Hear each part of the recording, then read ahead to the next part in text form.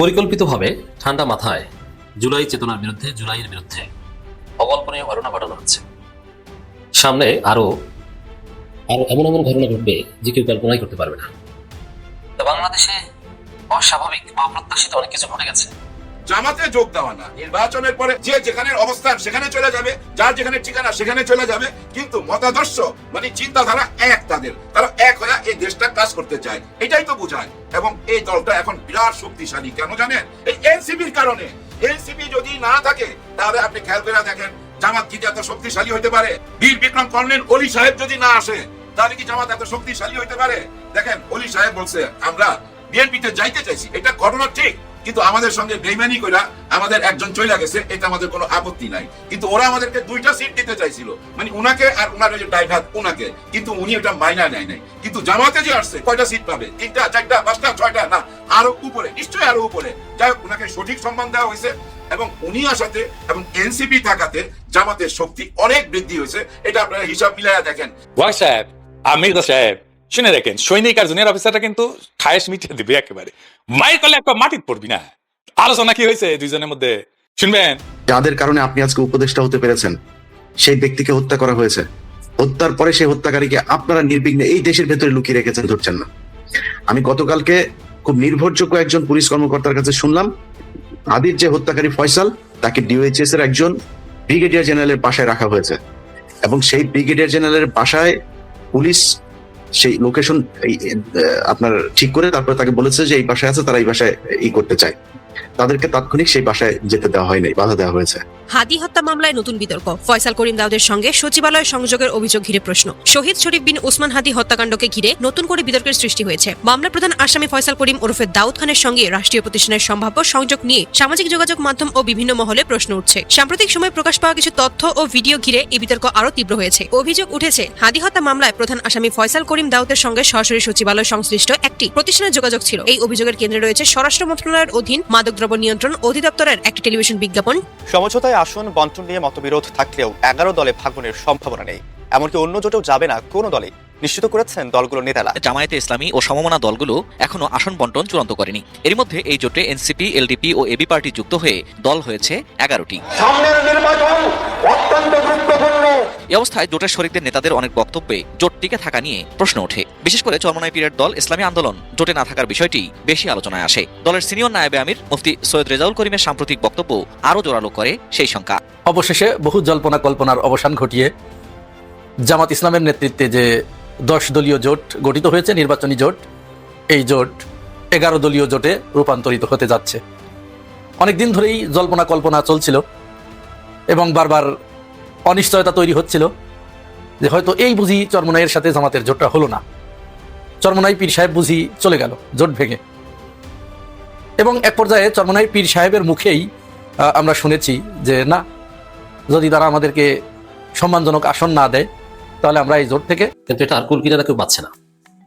কিন্তু আমি একটা কোহেরেন্স পেয়েছি, আপনাদেরকে এখন বোঝাবো, শোনাবো, খেয়াল করে। আসলে আমাদের জুলাইয়ের চেতনা, জুলাই যুদ্ধ, এটাকে ধীরে ধীরে ভুলিয়ে দেওয়া হচ্ছে এবং ক্রিমিনালাইজ করা হচ্ছে। সামনে এমন সময় আসবে যে নির্বাচিত সরকার আসলে মাসখানের মধ্যেই দেখবেন যে একটা ট্র্যাজেডি ঘটবে, পিলখানার ট্র্যাজেডির মতো। সেখানে অনেক জুলাই যোদ্ধাকে হত্যা করা হবে এবং ধীরে ধীরে এমন পরিস্থিতি তৈরি করা হবে, শীর্ষস্থানে জুলাই যোদ্ধারা কেউ বাঁচতে পারবে না। কেউ শরীফ ওসমান হাদির মতো গুলিবিদ্ধ হয়ে মরবে, কাউকে পুলিশ ধরবে, কেউ দেখবেন যে মানে পুলিশ বা গোয়েন্দা সংস্থা ধরে নিয়ে একটা হোটেলের মধ্যে আবিষ্কার করবে, বলবে যে নারী সহ ধরা পড়েছে। আরেকজনকে দেখবেন যে মদ সহ ধরা পড়েছে, আরেকজনকে দেখবেন যে অবৈধ অস্ত্র সহ ধরা পড়েছে, চাঁদা সহ ধরা পড়েছে, আরেকজন শুনবে যে ক্রস ফায়ারে মারা গেছে, আরেকজন শুনবে ট্রাকের নিচে পড়ে মারা গেছে। সামনে দেশ যেভাবে চলছে, জুলাই যোদ্ধাদের অবস্থা সেরকমই হতে পারে। কারণ কি, প্রশাসনে হাসিনার এস্টাবলিশমেন্ট এতটা শক্তিশালী ছিল যে ইউনুস বিপ্লবী সরকার গঠন না করতে পারার কারণে তারা সবাই মাথা ছাড়া দিয়ে উঠেছে এবং বিএনপিকে ম্যানেজ করে বিএনপির ছত্রছায়ায় ভারত, হাসিনার প্রশাসন সবাই মিলে জুলাইয়ের বিরুদ্ধে কঠিন অবস্থান নিয়েছে, অস্বাভাবিক ঘটনা ঘটাচ্ছে। কি ঘটাচ্ছে দেখেন, এটা ভর্তি থাকবে, লিখে রাখেন। শরীফ ওসমান হাদিকে গুলি করে হত্যা করা হয়েছে, স্টার্ট এখান থেকে। এরপরে এর কোনো কুলকিনারা নেই। এবং আপনি দেখেন যে জুলাই যোদ্ধা শরীফ ওসমান হাদির বিরুদ্ধে হত্যাযোগ্য ন্যারেটিভ নির্মাণ করেছে কিন্তু বিএনপি, এবং বিচার চাওয়ার বিরুদ্ধেও বিএনপি দাঁড়িয়েছে। কি বলছে, যারা ইনকিলাব মঞ্চকে ব্যবহার করে এই করা হচ্ছে সেই করা হচ্ছে, মানে কেউ বিচার চাচ্ছে না, কান্নাকাটি করবে। মানে আগামী দিনে বাংলাদেশে জুলাইকে কিভাবে উপস্থাপন করা হবে যদি বিএনপি ক্ষমতা আসে, স্পেশালি জুলাই একটা কিছু হয়েছে, কাঁদো বাঙালি কাঁদো। প্রত্যেক বছর জুলাই আগস্ট আসলে কান্না করো, কালো ব্যাজ ধারণ করো আর কান্নাকাটি করো, মিলাদ করো। কিন্তু পুলিশ হত্যা যারা করেছে, রাষ্ট্রীয় সম্পত্তি যারা বিনষ্ট করেছে, তাদেরকে ধরো, ফাঁসি দাও। কোনো আইনি ভিত্তি থাকবে না, জাস্ট ইমোশন হিসাবে থাকবে। জুলাই যোদ্ধারা ইমিউনিটিস পাবে না, তাদের যে দায় মুক্তি সেটা তারা পাবে না। তাদেরকে বিভিন্ন অপরাধে ফাঁসতে হবে, যেটা শুরু হয়েছে ওসমান হাদির ঘটনা থেকে। ওসমান হাদির মতো শীর্ষস্তরে জুলাই যোদ্ধা এবং বিপ্লবীকে হত্যা করা হয়েছে, এবং এটা স্পষ্ট যে এর সাথে রাষ্ট্রযন্ত্র কোনো না কোনোভাবে জড়িত, যার ফলে কুল কিনারা আমরা পাচ্ছি না, এবং আসল অপরাধীদের হয়তো বাঁচিয়ে দেওয়া হচ্ছে। রিমান্ডে হয়তো বা ধারাসরার বাইরেই থাকবে। 7 তারিখ যে চার্জশিট দেওয়া হবে সেখানে হয়তো বা আপনি কিছু ব্যক্তিকে আসামি দেখতে পাবেন, কিন্তু আসল রহস্য উদ্ঘাটন হয় কিনা সন্দেহ আছে।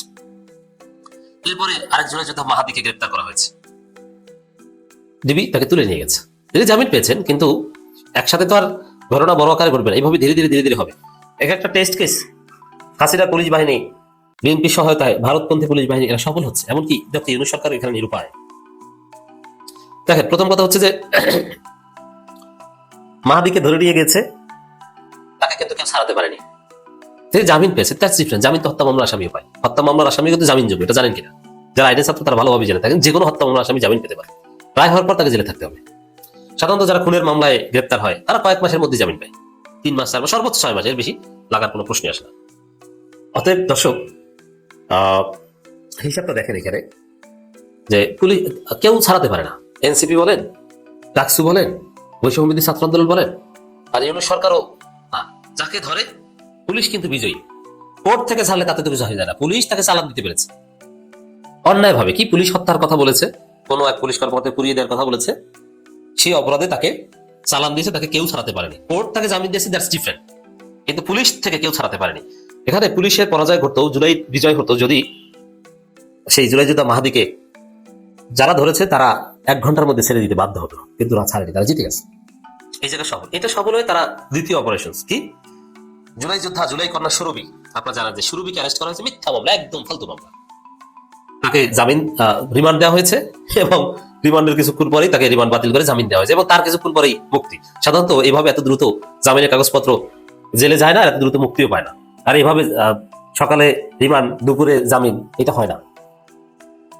তো এখানে একটু কম পাস করেছে জুলাই বিরোধী শক্তি, অ্যাটলিস্ট তাকে জেলে ঢুকাতে পেরেছে। তাও এখানে পুলিশ ওইসব মামলা টামলা লাফি দিয়ে ফেলে দিয়ে ছেড়ে দিয়েছে, বিষয়টা কিন্তু এরকম নয়, কোর্টে পাঠাতে পেরেছে। মানে পুলিশ সফল, তারা জুলাই যোদ্ধাদের, জুলাই কন্যাদের হয়রানি করতে, ধরতে সফল। সামনে দেখবেন যে কোনো এক জুলাই যোদ্ধাকে কোনো একটা মামলায় ফাঁসিয়ে 1 মাস জেল খাটিয়েছে, তারপরে দেখবেন যে আরেকজনকে 2 মাস জেল খাটিয়েছে, তারপরে আরেকজনকে দেখবেন যে 6 বছর জেল খাটিয়েছে, তারপরে দেখবেন যে আরেকজন বা আরো কয়েকজন জুলাই যোদ্ধাকে যাবজ্জীবন কারাদণ্ড দিয়েছে, তারপরে দেখবেন যে ফাঁসির রায় দিয়েছে, তারপরে দেখবেন ফাঁসির রায় কার্যকর হয়েছে। আর এর মধ্যে এটা হচ্ছে আইনি ভাবে এই ভারতীয় এস্টাবলিশমেন্ট এমন ভাবে বহাল আছে, তারা জুলাই যোদ্ধারা, বিশেষ করে যারা থানা পোড়ানো কিংবা পুলিশ হত্যায় জড়িত, তাদেরকে এই অবস্থা করবে। অথচ এটা বীরশ্রেষ্ঠের মর্যাদা পাওয়া উচিত। এটা একটা যুদ্ধ ছিল, সেই যুদ্ধে যারা থানা পুড়িয়েছে, পুলিশ হত্যা করেছে, এই কারণেই তো হাসিনার পতন হয়েছে। কিন্তু না, ভারতের এস্টাবলিশমেন্ট এমন ভাবে এখনো বহাল, এই কাজ যারা করেছে তাদের বাঁচাতে পারবে না। এমনকি দেখেন, জুলাই ঘোষণাপত্র নামের একটা কিছু হয়েছিল, সেই জুলাই ঘোষণাপত্রে আর্টিকেল 24 সমস্ত জুলাই কর্মকাণ্ডের জন্য জুলাই যোদ্ধাদের দায় মুক্তি দেওয়া হয়েছে, কিন্তু সেই দায় মুক্তি কার্যকর হচ্ছে না, ওটা পুলিশ গুনছে না। তাহলে আমাদের প্রশাসন উপরে উপরে জুলাইপন্থী যতটা ছিল এখন কিন্তু নাই, এখন তারা সেই পুরনো বন্দোবস্তে ফিরে গেছে, এবং এটা সম্ভব হয়েছে বিএনপি কে ম্যানেজ করে। কারণ বিএনপি শেল্টার দিয়েছে, তোমরা করো, আমরা আছি। এই জন্য দেখবে যে জুলাই যোদ্ধাদের হয়রানি, জুলাই যোদ্ধাদের জেলে নেওয়া, জুলাই যোদ্ধাদের রিমান্ডে নেওয়া এবং শহীদ ওসমান হাদি হত্যা, এগুলো নিয়ে বিএনপির কোনো পলিটিক্যাল ভয়েস নেই। বিএনপি যতটুকু করে অতটুকু বাধ্য হয়ে গেলে, তো ওসমান হাদি জানা যায় 2 একজন গিয়েছে, আরেক রহমান খবর জিরাত করতে গেছে, এটা বাধ্য হয়ে লোক দেখানো।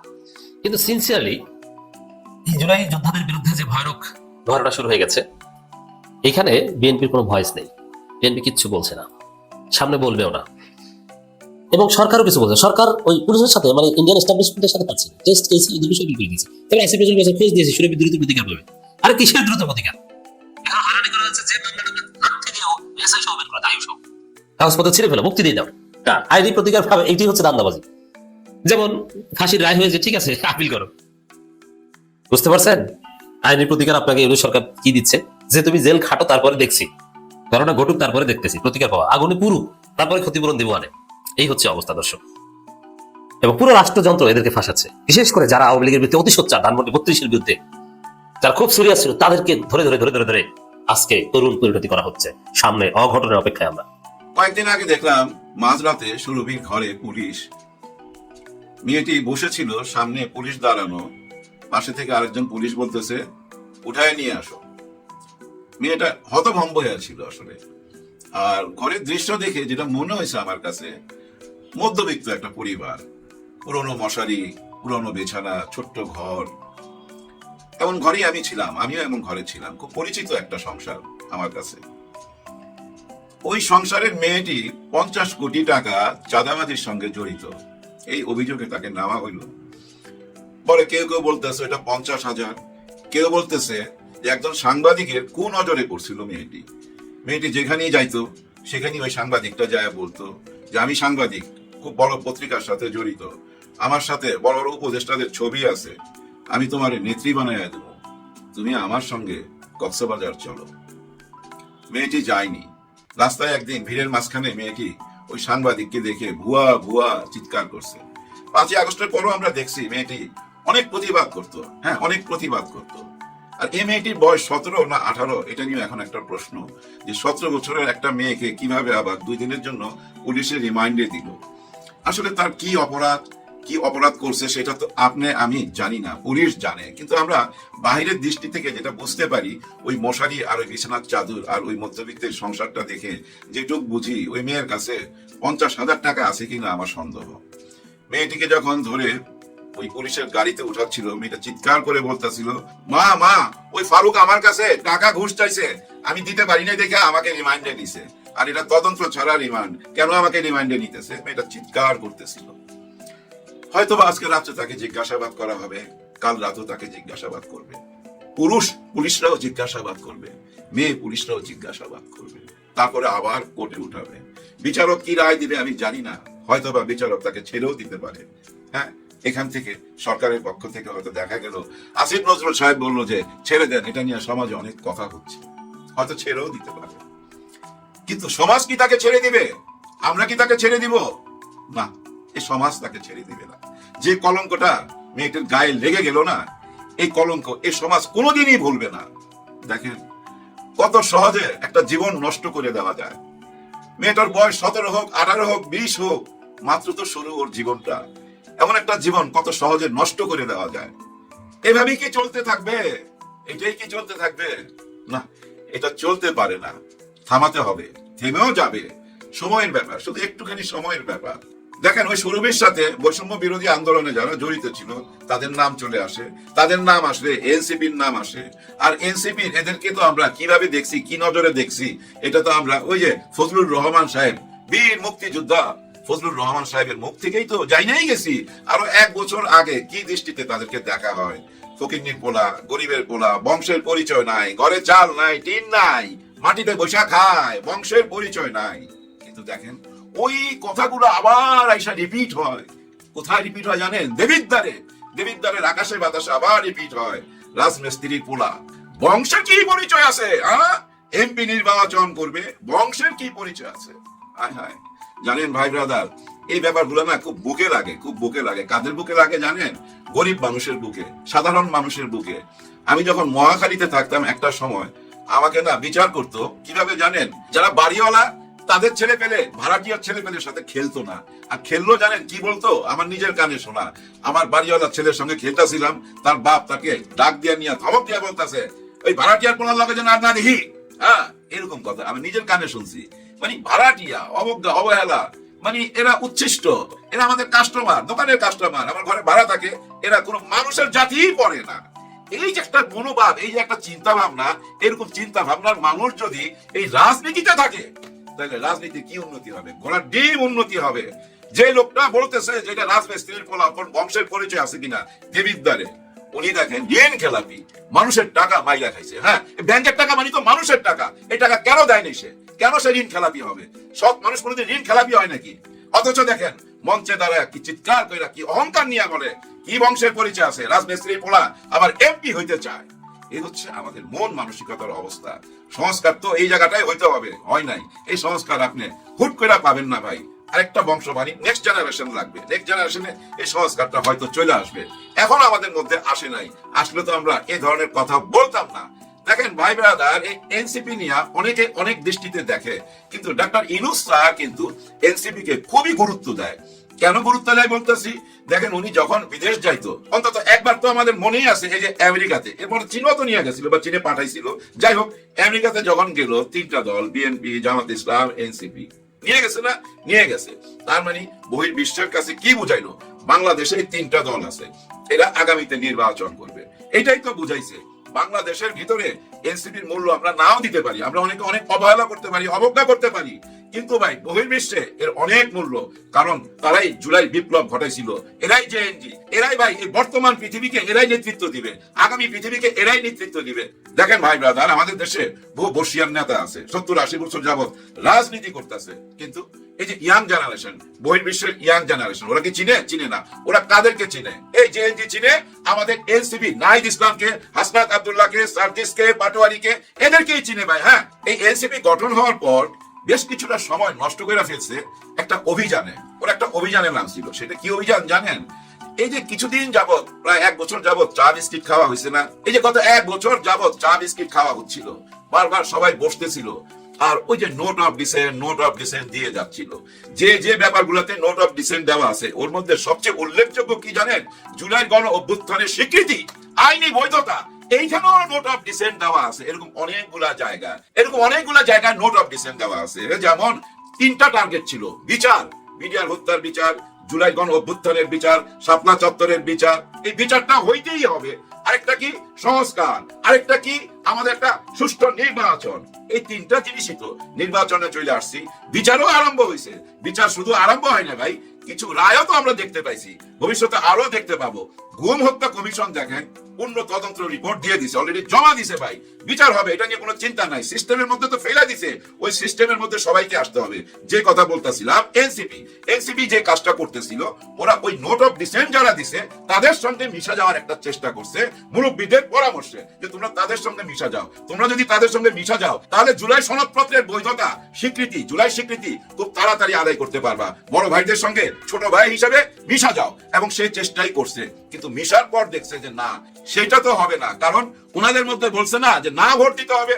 দেখেন খেয়াল করে, নোয়াখালী থেকে বিরাট এক নেতা ওনাদের বলছিল যে আমরা না ভোটের জন্য ক্যাম্পিং করব। তার মানে ওনারা জুলাই সনদপত্রের উপরে যে নোট অফ ডিসেন্ট দিয়ে রাখছে, ওইটার পক্ষে ক্যাম্পিং করবে।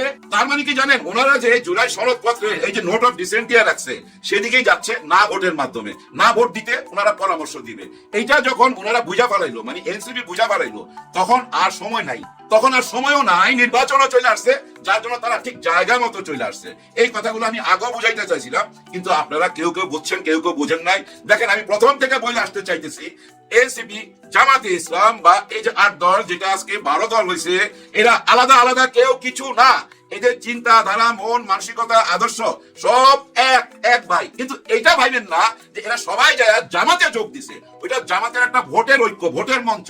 এর মানে জামাতে যোগ দেওয়া না। নির্বাচনের পরে যে যেখানে অবস্থান সেখানে চলে যাবে, যার যেখানে ঠিকানা সেখানে চলে যাবে, কিন্তু মতাদর্শ মানে চিন্তাধারা এক তাদের, তারা এক হয়ে এই দেশটা কাজ করতে চায়, এটাই তো বোঝায়। এবং এই দলটা এখন বিরাট শক্তিশালী, কেন জানেন? এই এনসিপির কারণে। এনসিপি যদি না থাকে, তাহলে আপনি খেয়াল করে দেখেন, জামাত কি এত শক্তিশালী হইতে পারে? বীর বিক্রম কর্নেল অলি সাহেব যদি না আসে, তাহলে কি জামাত এত শক্তিশালী হইতে পারে?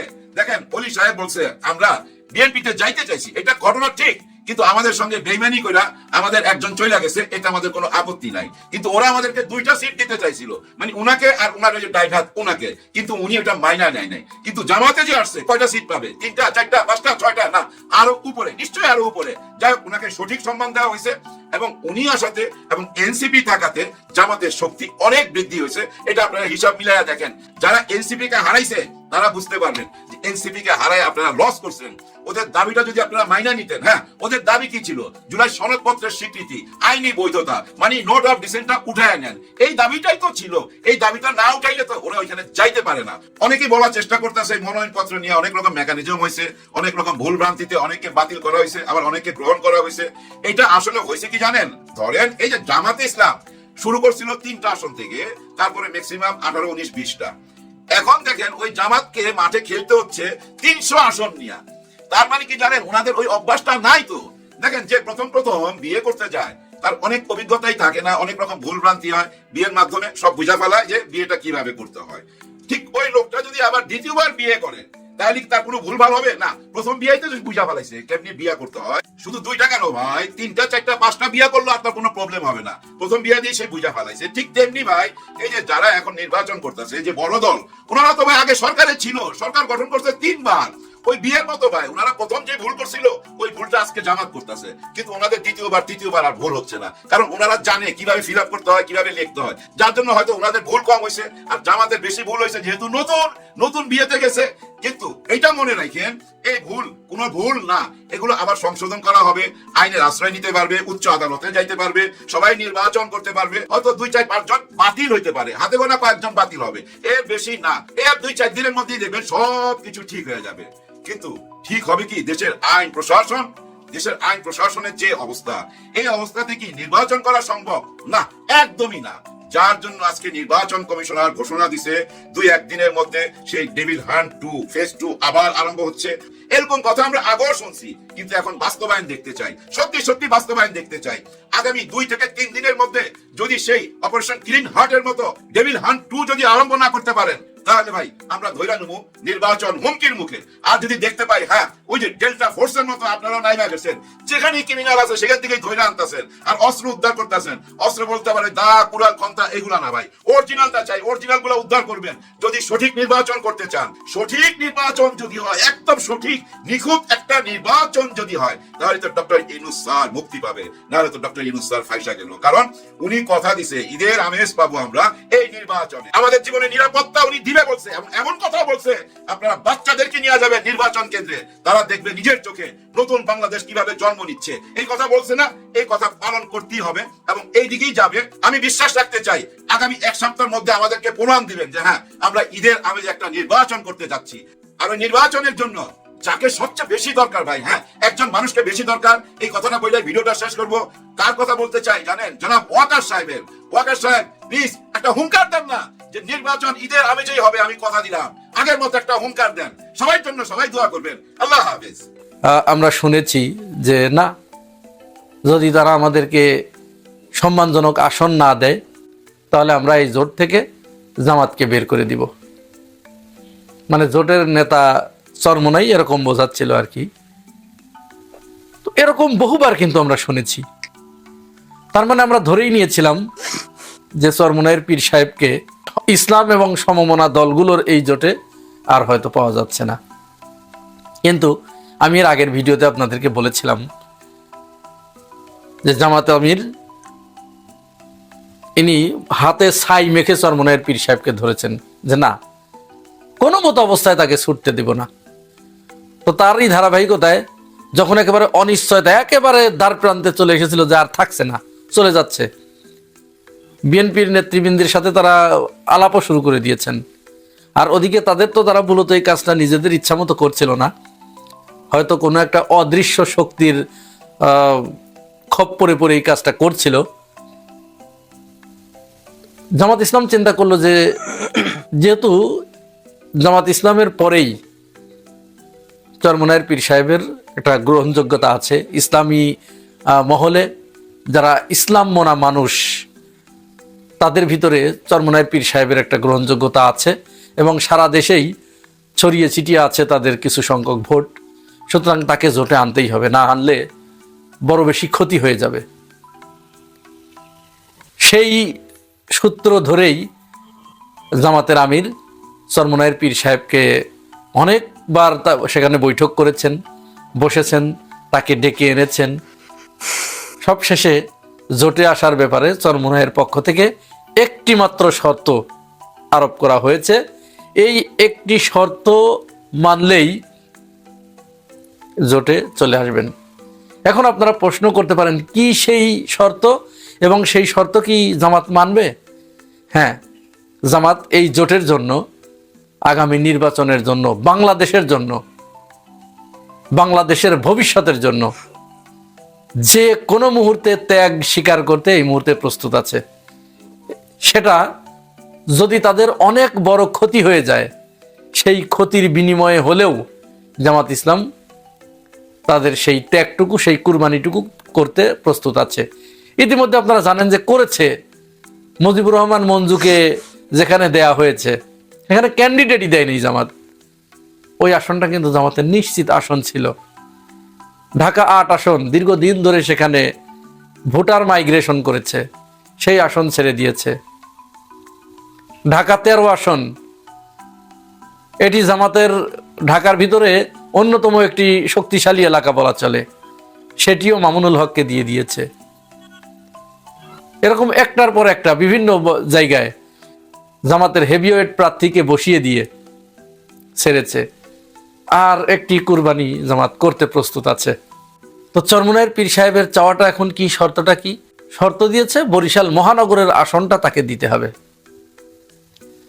এইটা আমি যে সোর্সের মাধ্যমে শুনলাম, এই সোর্সের মাধ্যমে শোনার পরে আমি আর একটু যাচাই বাছাই করার জন্য বরিশাল মহানগরে আমার কয়েকজন বন্ধু আছে, আমি তাদেরকে একটু নক দিলাম যে এই ব্যাপারে তোমাদের কি মতামত, সেখানে জামাতের অবস্থান কেমন আর চরমোনাইয়ের পীর সাহেবের অবস্থান কেমন। তারা বললেন যে হ্যাঁ, এখানে এবার জামাতের প্রভাবটা বেশ ভালো। তো আমি ওই কথার সাথে একটু মেলালাম আর কি, মিলে গেল।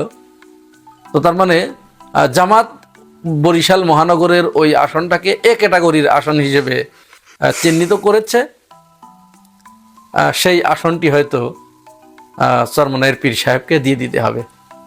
আর জামাতও চরমোনাইয়ের পীর সাহেবকে এই জোটে রাখার জন্য তার আরও একটি ভালো আসন, এ গ্রেডের আসন চরমোনাইয়ের পীর সাহেবের জন্য ছেড়ে দিলেন। এখন আপনাদের প্রশ্ন আসতে পারে যে কেন জামাত এরকম কুরবানি করতেই হলো, কেন চরমোনাইয়ের পীর সাহেব না থাকলে কি হতো, উনি এই জোটে না থাকলে কি এমন ক্ষতি হতো? হ্যাঁ, ক্ষতি একটু ছিল, অবশ্যই ক্ষতি ছিল। আপনারা হয়তো যেটি বুঝতে পারছেন না বা আমরা বুঝতে পারছি না, সেটি জামাতের আমির বুঝতে পেরেছেন। এখানে একটি বিষয় আপনাদের মনে রাখা দরকার, চরমোনাইয়ের পীর সাহেব কিন্তু একটু, যেহেতু যে পীর সাহেব তো ভিতরে একটু গর্ব অহংকার আছে যে আমি পীর, আমি সবার বড়, আমি কেন অন্যজনের কথা শুনবো। সুতরাং যখন তাকে না নেওয়া হতো জোটে, তাহলে এই জোটের ব্যাপারে অত্যন্ত নেতিবাচক প্রচার প্রচারণা চলতো। যেমনটি প্রচার প্রচারণা চালাচ্ছে মহিবুল্লাহ বাবু নগরী, এবং আপনারা জানেন কোন একটা পেজ থেকে, পেজের নামটা আমি এই মুহূর্তে ভুলে গেলাম, আপনারা একটু যদি কেউ জেনে থাকেন আমার ইনবক্সে একটু দিবেন। একটা পেজ থেকে, একটা সংগঠনের পক্ষ থেকে 101 জন আলেমের বিবৃতি প্রচার করা হলো, যে এরা বিবৃতি দিয়েছে বর্তমানের সবচেয়ে বড় 101 জন আলেম, যারা বলেছেন যে জামাতের নেতৃত্বে যে জোটটা হচ্ছে, এই জোটটা ইসলামী জোট নয়, এরা কেউই ইসলামী লোক নয়, এদের ভিতরে ইসলাম নাই। তো সেখানে এমন কিছু মানুষের স্বাক্ষর নিয়ে প্রচার করা হয়েছে। পরবর্তীতে এর ভিতরে একজন হচ্ছে বাইতুল মোকাররমের বর্তমান খতিব মুফতি আব্দুল মালিক। হুজুর এইটি জানার পরে বলেন, না আমি তো এখানে স্বাক্ষর করি নাই বা এই জাতীয় কোনো কথা আমি বলি নাই। এরকম আরো অনেকেই, আরো অন্তত 20 থেকে 30 জন আলেম, তারা পরবর্তীতে তাদের ফেসবুক স্ট্যাটাসে পোস্টে বিবৃতি দিয়েছেন যে না, এটি আমরা জানি না এবং আমরা এই ধরনের কথা বলি নাই। তাহলে প্রচারণাটা কোন পথে কারা করছে, এটি কোন উদ্দেশ্যে করছে আপনারা বুঝতে পারছেন। সুতরাং পীর সাহেবকে যদি এই জোটে না আনা হতো একটু ছাড় দিয়ে, তাহলে এই ধরনের আরো অনেক অপপ্রচার, অনেক গুজব এটি প্রসারিত হতো। আর এইটা হলে পরে হয়তো পীর সাহেবের তেমন ক্ষতি হতো না, কিন্তু এই জোটটার অনেক বড় ক্ষতি হয়ে যেত। কারণ কি, আমি একটা উদাহরণ দিই আপনাদের। আপনার কোনো ছোট ভাই, টিনেজ ছোট ভাই, আপনি পরিবারের দায়িত্বশীল, সেই ছোট ভাই যদি আপনার কাছে একটা আবদার করে যে আমাকে এখনই একটা আইফোন কিনে দিতে হবে, আপনার কাছে টাকা নাই, আপনার সামর্থ্য নাই, কিন্তু সে আপনাকে শর্ত দিল যদি এই আইফোন কিনে না দাও তাহলে কিন্তু আমি রেলের তলে মাথা দিয়ে মরবো। এরকম টিনেজরা কিন্তু এরকম করে, তাদের তো কোনো দায়িত্ব নাই, তারা যা খুশি তাই করে ফেলতে পারে। কারণ সে যে কি করতে যাচ্ছে সেই বোধটুকু তার নাই। কিন্তু যে দায়িত্বশীল, যে বড় ভাই, সে কিন্তু বোঝে যে আরে আমার একটা এই কয়টা টাকার জন্য আমার ভাই চলে যাবে, এই একটা চিন্তা করবে। দ্বিতীয় চিন্তা করবে যে আমি সারা জীবনের জন্য আমার ভাইটাকে, কলিজার টুকরা ভাইটাকে হারাবো। তৃতীয় চিন্তা করবে যে আমার ভাইটা যখন মারা